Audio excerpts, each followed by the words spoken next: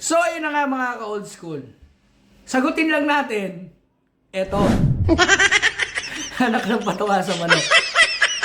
Madam, kung meron lang talaga na nabebentang utak sa palengke, malamang na libre na kita.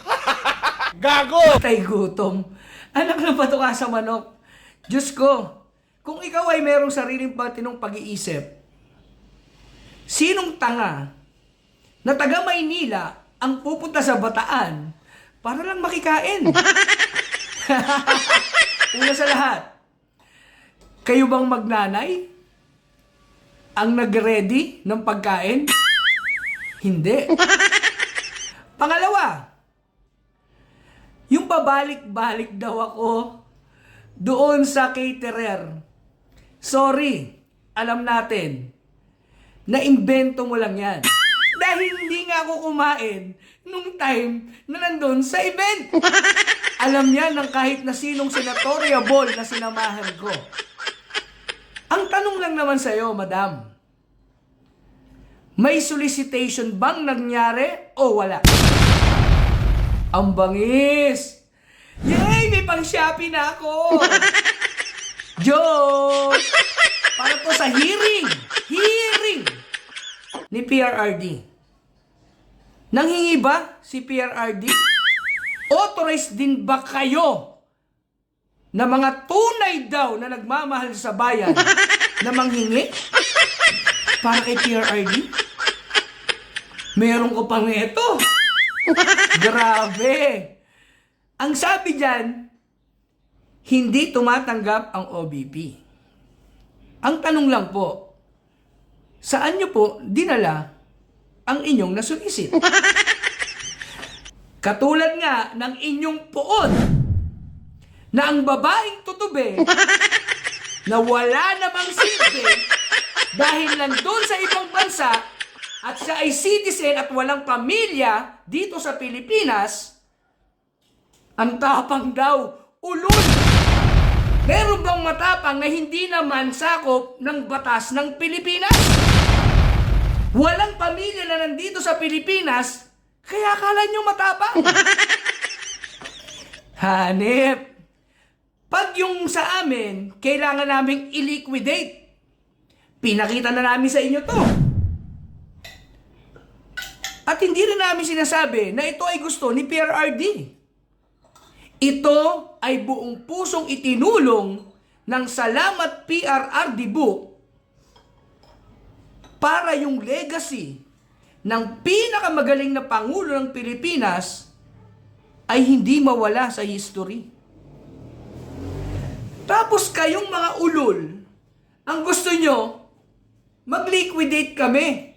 Wala naman kaming hiningi. Wala ring hiningi yung kung sino man ang may karapatan dun sa Salamat PRRD book. Kaya napaghahalataan kayo. When money talks, someone will listen. Pero hindi nyo kami kagaya. At hindi rin kami kumakandong kung kani-kanino para lang magpasikat. Hanep!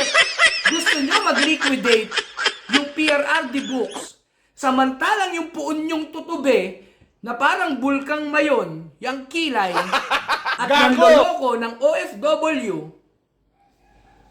wala siyang pakialam sa liquidation. Ano sila, magle-liquidate ako sa kanila?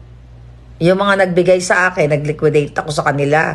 Pero kasi, itong mga julol na ito, binabalik nila yung issue sa amin, like sa akin. Wala nga yung prueba. Biruin nyo kahit konting pagtitipon, kailangan nyo ng ganito. Hanep! Meron pa kayong mga pa-entrance. Kailangan pati pagkain, bayad nila. Anong klase kayo? Tapos kami ang sasabihin nyong kumikita? Ang tawag dyan, makapal ang muka. Yan ang hirap sa inyo. Sabi nga, ang unang pumutak, siya yung nangingitlog. Huwag nyong ipasa ang gawain ninyo sa mga tunay at talagang magmamalasakit sa bayan at magmamahal sa taong nagmalasakit at tunay na may tapang at may bayag na ipagtanggol ang mga Pilipino. Ayoko sana kayong patulan. Pero simula ng kinanti nyo ang House of Hope ni PRRD, tang ina, laban-laban na, magkabulgara na kung sino talaga ang tunay na manggagamit. Isipin nyo, kami nananahimik almost 2 weeks habang kayo putak ng putak. Tapos sasabihin nyo, kayo ang nagmamalasakit. Wow, sabaw. Gago! Ayusin nyo muna ang liquidation nyo. Huwag kayong gumaya sa mga trapong politiko na liquidation through certification. Laway lang ang puhunan gamit ang pangalang PRRD. Ingat!